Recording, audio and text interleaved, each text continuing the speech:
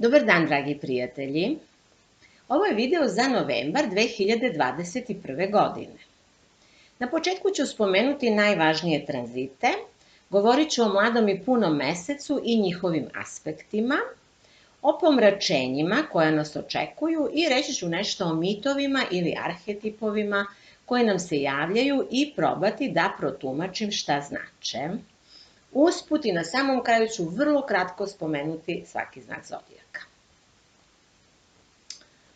Dakle, lunarna aktivnost. Mladi mesec je 4. novembra u Škorpiji, a pun mesec će biti 19. novembra u znaku Bika. I taj puni mesec će u stvari biti i delimično pomračenje meseca. Sa ovim prvim pomračenjem meseca u Biku počinje sada serija novih pomračenja na osi Škorpija-Bik. I oni će nas pratiti, ova pomračenja, do kraja 2023. godine. Znači, na osi Škorpija-Bik će se susretati Sunce i Mesec. Dalje, od važnih tranzita spomenimo da će Sunce do 23. biti u Škorpiji, a posle toga u Strelcu. Merkur će veći deo meseca biti takođe u Škorpiji. Venera je od 6. do kraja meseca u Jarcu. Mars je u Škorpiji celog meseca, što je vrlo značajno. Kao što znate, dok je Sunce u Škorpiji, razvija se energija na osi Škorpija-Bik. Znači, nikad nije samo Škorpija bitna, već i znak koji stoji nasuprot, to je znak Bika. A na ovoj osi se pojavljuje vrlo materijalna energija, vrlo senzualna u isto vreme. I verovatno ćemo puno toga naučiti narednih nekoliko godina kroz ove energije. Mesec inače počinje trigonom u vazdušnim znakovima. To je trigon između Merkura i Jupitera. To je u principu vrlo optimističan aspekt, vrlo koristan za učenje, za predavanje, za literaturu, eventualno putovanja i slično. I ubrzo nakon toga dolazi mladi mesec koji je u Škorpiji, kažemo 4. novembra, kada će i Sunce i Mesec, pazite, na sam dan ovog mladog meseca, Sunce i Mesec će zajedno biti u opoziciji na planetu Uran. Uran je u Biku od 2018. godine, o tome smo puno pričali, postoje posebna videa samo za tranzit Urana u Biku, to možete pogledati, a inače ga spominjemo u mnogim videima od tada. I znamo da može naravno biti koristan kao i svaki tranzit, ali nažalost, u velikoj meri Uran u Biku koji je tamo u lošem položaju, znači za njega neprirodan položaj, dakle u velikoj meri ovaj tranzit simbolizuje ovaj hemijsko-biološki rat koji se sada vodi protiv čovečanstva. I to je već sasvim izvesno. Ja znam da postoje ljudi koji još uvek sumnjaju u sve to i ne mogu da poveruju, ali što pre poveruju, tim bolje svima nama. Znate, znači napadaju nas koji govorimo šta se dešava i odbijamo surove metode fašističke, a u stvari mogli bismo da mi napadamo ove druge koji nikako da shvate da smo mi u stvari u ratu. Naravno, nije bitno napadati nekoga, to onako kaže. Sad gledajte, Uran je aktivan na dan mladog meseca, pa će time on biti značajan, veoma značajan, narednih 6 meseci do narednog punog meseca u Škorpiji, zato što ta lunarna aktivnost je uvek na neki način se povezuje mladi do punog meseca u istom znaku. I ova konstelacija donosi iznenađenja, neočekivane preokrete, impulsivne odluke, preteranu potrebu za nezavisnošću, čak i nepromišljene akcije. Što naravno može da bude i zabavno nekome kad to doživljava u svom individualnom horoskopu, tranzit koji razbija dosadu, je li tako? Ali na mundanom nivou, na svetskom nivou, ne mora baš da bude mnogo prijatna ova izazovna energija. Posebno će ovaj tranzit osetiti, ovu energiju ovog mladog meseca, osetit će ljudi sa planetama oko 12. stepena Škorpije i eventualno 12. stepena u Biku. Najviše će biti značajan samim Škorpijama, jer njima u novembru počinje novi solarni ciklus. Znate, to je uvek se računa kako će biti naredne godine na osnovu konstelacija koje se dese planetarnih na dan samog rođenja i to je taj solarni horoskop o kome govorimo. Ovaj aspekt naravno može isto biti koristan ako uzmemo u obzir da se javlja zajedno sa celogodišnjim, znači ta opozicija na Urana, je zanimljiva jer je u stvari i deo onog celogodišnjeg kvadrata koji postoji između Saturna i Urana. Naime, kvadrat može da znači napetost, konflikt, može da znači strah od promene. Međutim, opozicija sa Uranom, posebno ova oko mladog meseca, može mnogima pomoći da donesu odluke kojih su se možda ranije i plašili. Znači, naglo se odlučuje nešto i sad to može da bude ta energija koja pomaže čoveku da savlada prepreke bez obzira na strahove ili nešto drugo, ili tako što ga je do tada sputavalo. Naravno, oprez nije na odmet, znači, može se ići u neku, tako malo nerazumnu akciju, recimo, ali, šta da kažem, mislim, svako za sebe mora da odluči, nije loše biti i oprezan. Sada, da stvar bude još cela vatrenija ovog novembra, Mars je celog meseca u Škorpiji, gde je u vrlo, vrlo jakom položaju, kao što je u jakom položaju i u Ovnu. Dakle, ovo je vrlo dobar period za atletiku, što bi rekli neki astrolozi, ili tako, jer u astrološkim knjigama kao Mars u jakom položaju daje dobrog atletičara i sportistu. Naravno, niko ne zabranjuje nikome da trči i da se bavi atletikom ili vežbama, odlično ako to neko može. Međutim, problem je u tome što će Mars praviti opoziciju takođe na Uran u Biku, što je vrlo eksplozivna energija. Znači, sad je pitanje da li će biti borbi ili nečeg tako. Ne radi se ovde toliko o sportu, ali može da se ova energija amortizira i kroz neki sport, zašto da ne. Opozicija između Marsa i Urana biće između 17. i 18. tih dana je najintenzivnija u novembru. Sam Uran je retrogradni u Biku, o čemu smo pričali u videu za avgust 2021. godine i imam i neke kraće verzije tog videa, nešto sam već stavila. Pogledajte, tu sam govorila o relativno teškim temama. I naravno, ovaj Uran u Biku, sada dok je retrogradni, može još više da bude razoran po čoveka i prirodu, nego dok je bio direktni, jer retrogradna planeta je još intenzivnija, ima intenzivniji efekat na nas. I mi naravno ošte ne znamo šta oni danas rade uz pomoću moderne tehnologije, kakve antene koriste, čemu sve antene služe koje su postavili, koje vibracije nam šalju, šta sve mogu da rade njihovi superkompjuteri, kvantni kompjuteri i sve što imaju. To mi većina od nas uopšte ne može da pretpostavi, jel tako? Ja kao i vi pratim mnogo toga o čemu pametni ljudi govore, ali šta se zaista dešava ne znamo, ali sasvim sigurno astrološki da se dešava mnogo toga što je vrlo zastrašujuće. To prosto moram da kažem. Sad gledajte, Mars u jakom položaju takođe pokreće volju, pokreće samog čoveka, tako daje mu volju da bude aktivan i da nešto radi, da deluje. Međutim, šta je zanimljivo? Kada je Mars u Škorpiji, on dodatno znači i neku tajnu, upornu aktivnost. Znači, uvek je malo tajanstven, ume da udara iza leđa, ili nešto krije. Znači, ovde se radi o nekoj skrivenoj aktivnosti koja sprema neki protivnapad eventualno i bilo bi divno da to budemo mi ljudi koji nešto pripremamo. Znači, da mi zajedno sa hrabrim advokatima, lekarima i naučnicima koji su shvatili šta se sada u svetu dešava i već vode sudske procese protiv ovih kriminalnih dešavanja, znači da i mi svoje tajne aktivnosti sprovodimo, do kraja i da raskrinkamo strašnu laž koja se plasira za istinu već skoro 2 godine. I svako od nas može prvo da se informiše, što znači drugo da proba da informiše i svoju okolinu, minimalno to, tako. Oko 10. novembra se gomilaju izazovni aspekti. Mars će biti u konjunkciji Merkur će biti u konjunkciji sa Marsom u Škorpiji I obe ove planete će praviti kvadrat, znači 90 stepeni na planetu Saturn. Uvek ponavljamo da teški aspekti nude mogućnost da se kroz veliku napetost i unutrašnju borbu nešto razreši.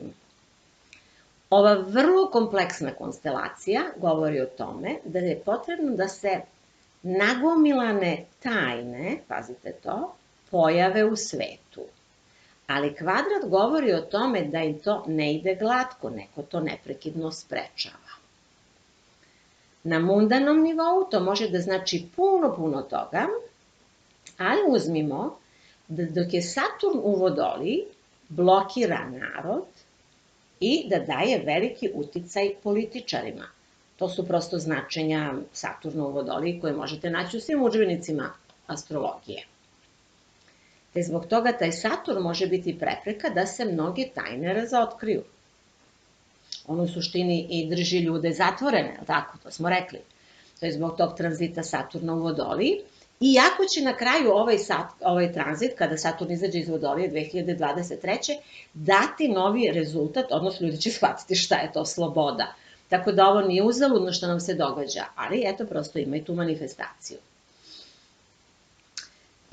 Znači, da je to tako, mislim, vidite i vi sami, toliko mudrih ljudi i naučnika govori šta se tačno dešava, tako? Mnogi rizikuju sopstveni život i sve što imaju, međutim, ljudi i dalje prate instrukcije medija i političara. Kasnije ćemo objasniti zašto se to još uvek kod nekih dešava.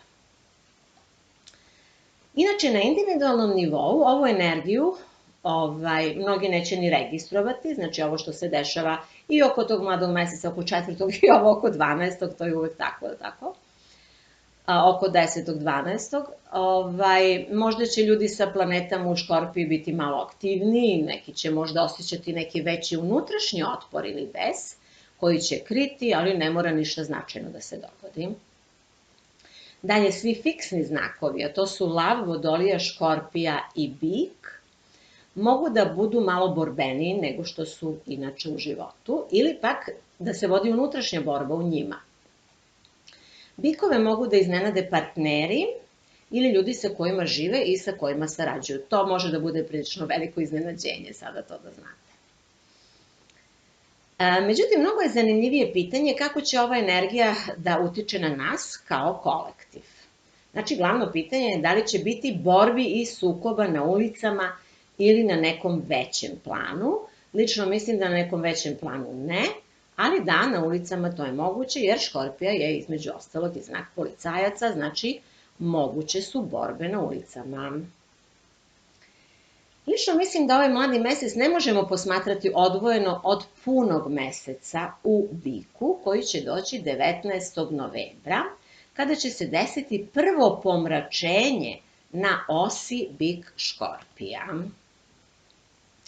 Lunarna aktivnost u novembru nas priprema, pazite sad to, za novi rast koji nas čeka naredne nepune 2 godine. Znači, to nas čeka kao pojedince i posebno kao kolektiv. A ova osa Bik-Škorpija, kao što smo spomenuli, simbolizuje naše resurse, sve što posedujemo u materijalnom ili duhovnom smislu, sve ono što je naše, i što nam daje neku vrednost. Znači, neko osjeća da ima jako veliku vrednost umetničko delo koje je stvorio i drugi to znaju, da to je vrednost koju je čovek stvorio, ali ta vrednost ne mora biti materijalna, znate, ne mora time da se trguje. Znači, i materijalne i nematerijalne vrednosti su sada ovde aktuelne.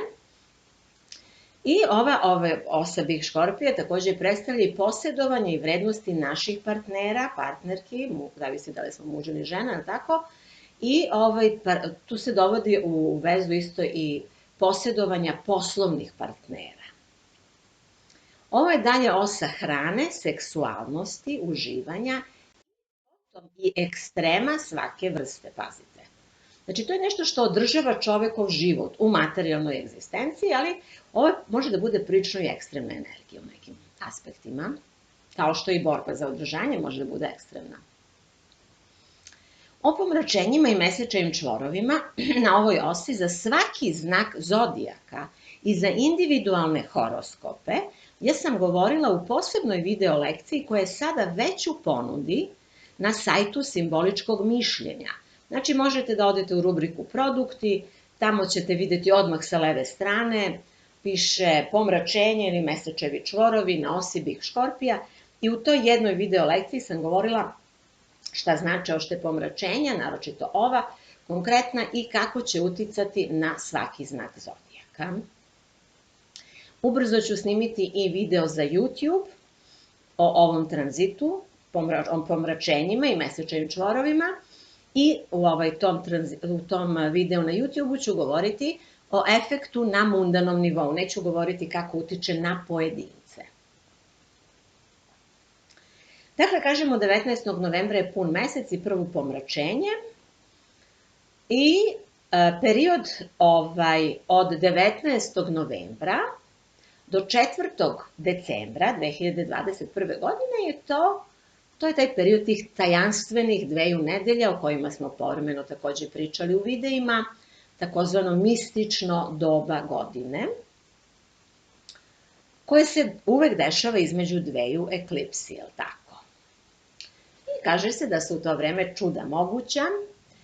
Sada ja samo podsjećam ovde da su čuda nešto što razum ne može jednostavno da objasni, ali u stvari čuda se mogu objasniti ako znamo malo bolje zakone koji su duhovni, je li tako? I inače poznato je da u ovom periodu u godini osluškujemo šta nam univerzum govori, pokušavamo da se nadovežemo na te poruke univerzuma i učimo u sebi, najbolje u tišini. U vreme eklipsi nam se mogu dešavati razne promene. Zašto? Zato što je to energija koja je na neki način povezana sa reinkarnacijom, odnosno govori nešto o smislu naše sadašnje inkarnacije. Znači, uvek nešto saznajemo vezano za sopstveni duhovni razvoj i smisao sopstvene egzistencije kada su pomračenja u godini, posebno ako su na nekoj našoj značajnoj osi horoskopa ili u kontaktu s našima planetama u natalnoj karti.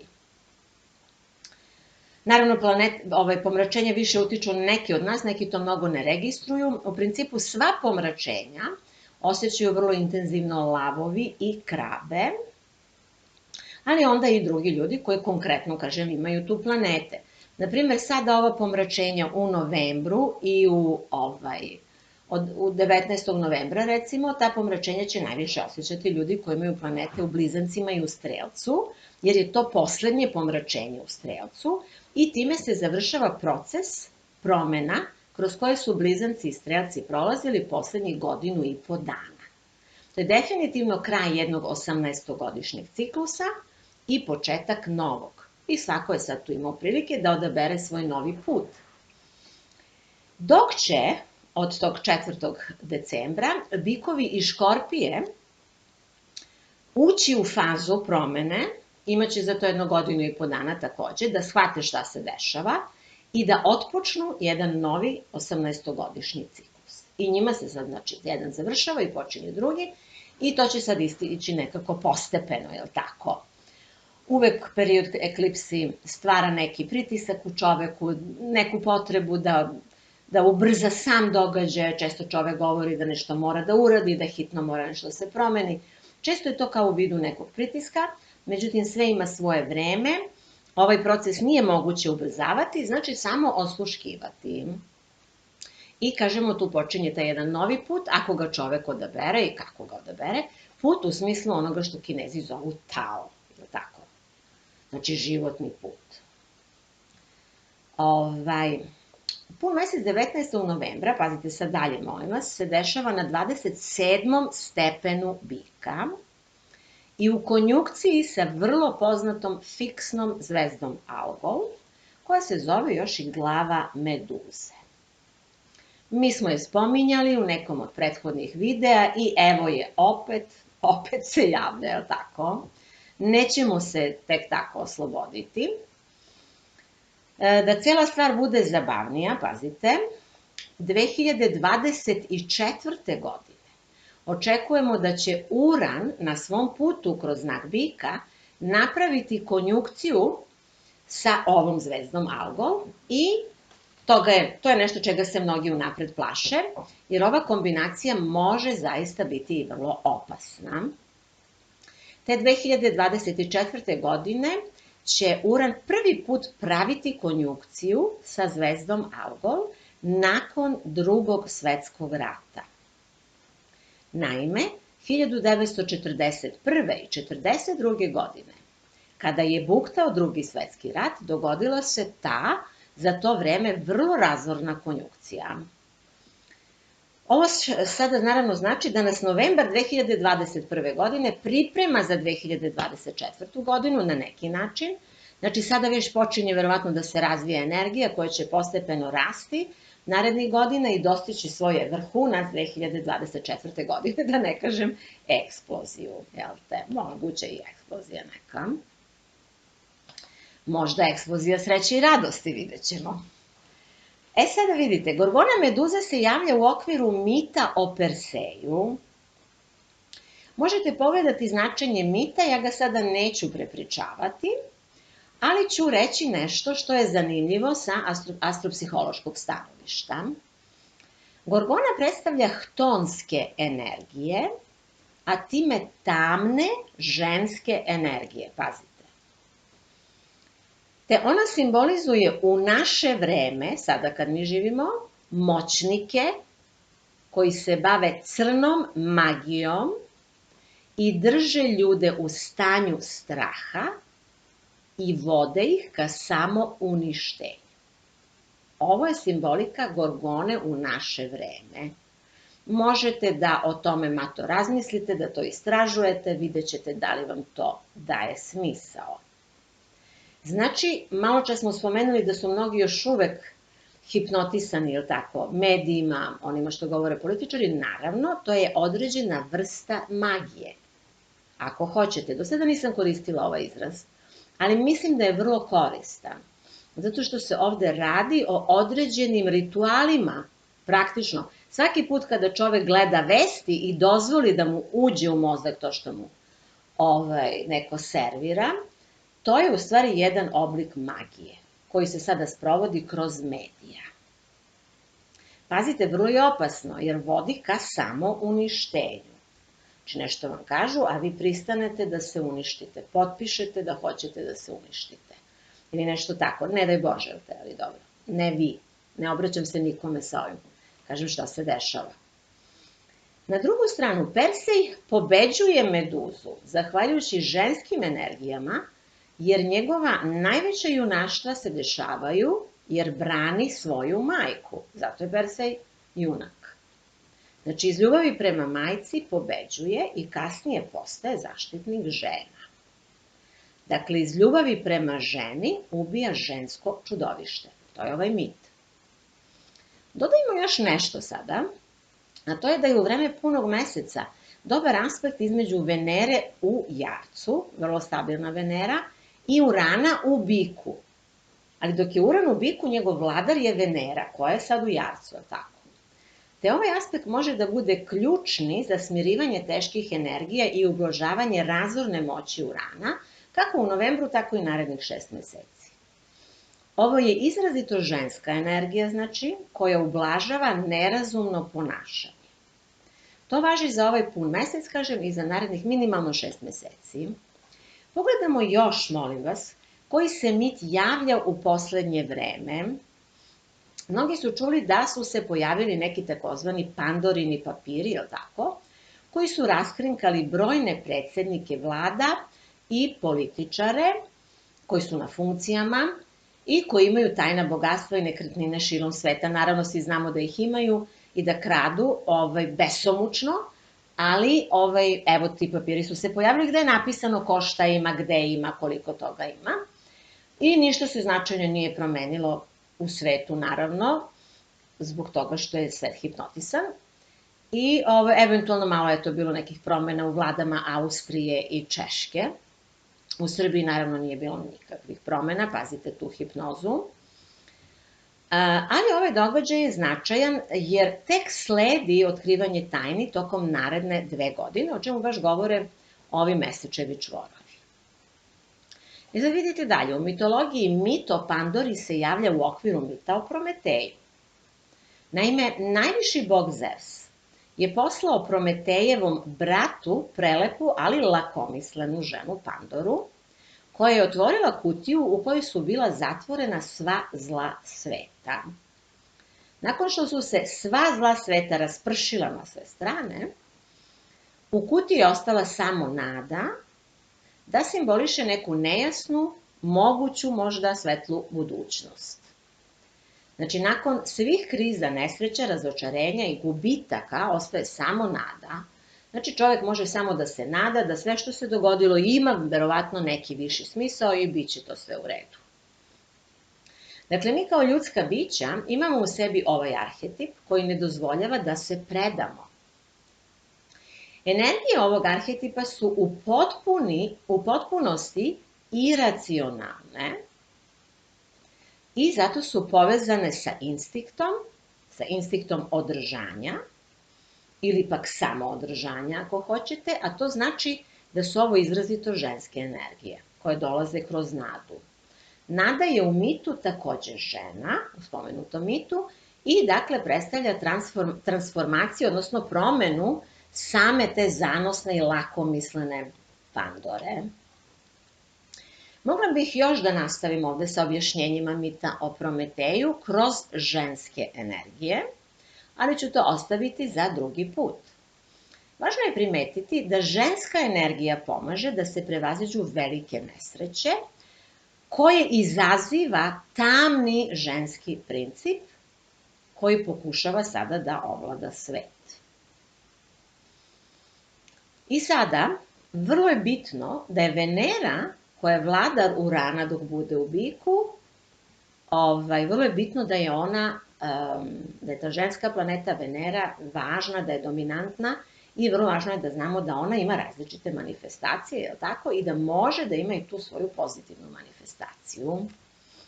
Sad gledajte, ovu vrstu energije nemaju samo žene, već i mnogi muškarci. Imaju je narodi, imaju je mnogi pokreti. To su svi oni koji prizemljuju dešavanja, koji ih sada smiruju, traže izlaz iz situacije i to bez borbe. Oni koji uvek imaju nadu, koji veruju da zaista može da bude bolje i tako dalje. I naravno sasvim je izvesno, o čemu ćemo nekada više pričati, da ženski princip u nama stvara ovo novo doba koje nama sada dolazi. I taj princip će proći kroz značajne transformacione procese, naredne 2 godine posebno, i sigurno će dati neke rezultate i neke nove vrednosti.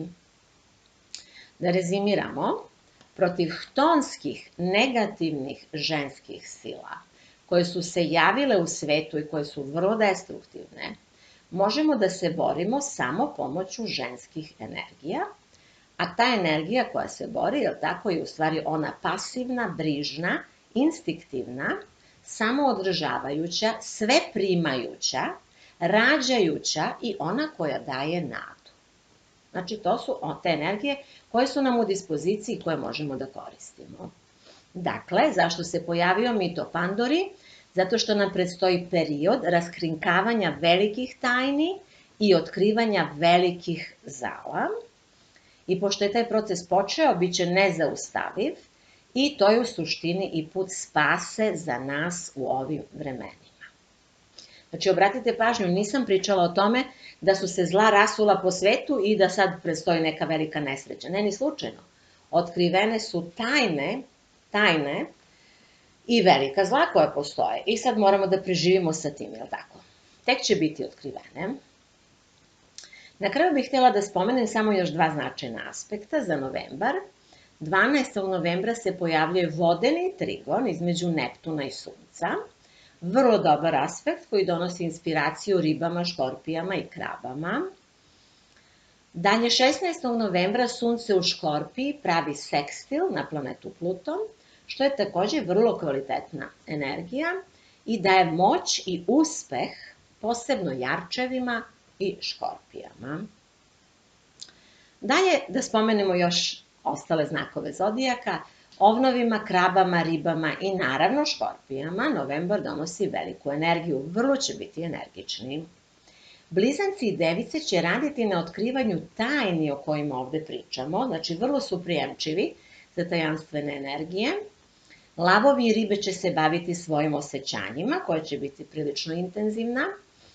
Vage više počinju da razmatraju pitanje novca ili će možda želeti da stvore u svetu neku novu vrednost. Strelci se povlače i definitivno se pozdravljaju sa starim iskustvima, iako možda do sada još uvek neki od njih to nisu učinili, sada će to biti sa ovim poslednjim pomračenjem u Strelcu. Vodolije menjaju poslovne ciljeve, znate, i više se okreću porodici, što će biti tema narednih godina. Jer jarčevi su sve lepši, molim vas, i sve su zadovoljniji, sve su privlačniji tokom ovog novembra, jer je Venera, naravno, u njihovom znaku. I to je sve za sada što sam htjela da vam kažem. Sve linkove i kontakte i preporučena videa i klipove, videoklipove naći ćete ispod ovog videa na YouTube-u. Na sajtu Simboličkog mišljenja u rubrici Proizvodi su razni kursevi, predavanja, horoskopi i tako. Podsjećam, tamo je i ova nova lekcija koju sam već spomenula, znači pomračenja na osi Big Škorpija za svaki znak zodijaka. I tu je dobro da oslušate i svoje sunce, svoj solarni znak i svoj ascendent i da onda to nekako povežete. Možete slobodno zakazati lične konsultacije iz astropsihologije, duhovne astrologije i iz Theta healinga, što je metoda duhovno-energetskog lečenja. To su stvari kojima se bavim. Naravno, bavim se i feng shui, to verovatno znate, što je mnogo popularnije u Aziji nego u Evropi, ali eto, i to nudim ako to nekoga zanima. Ako vam se ovaj video dopao, lajkujte, prosledite ga dalje, prijavite se na moj kanal i hvala lepo unapred. Pozdravljam vas i želim da tokom ovog novembra zadržite stabilnost i da dozvolite sebi da budete i malo energičniji nego što ste ovdje.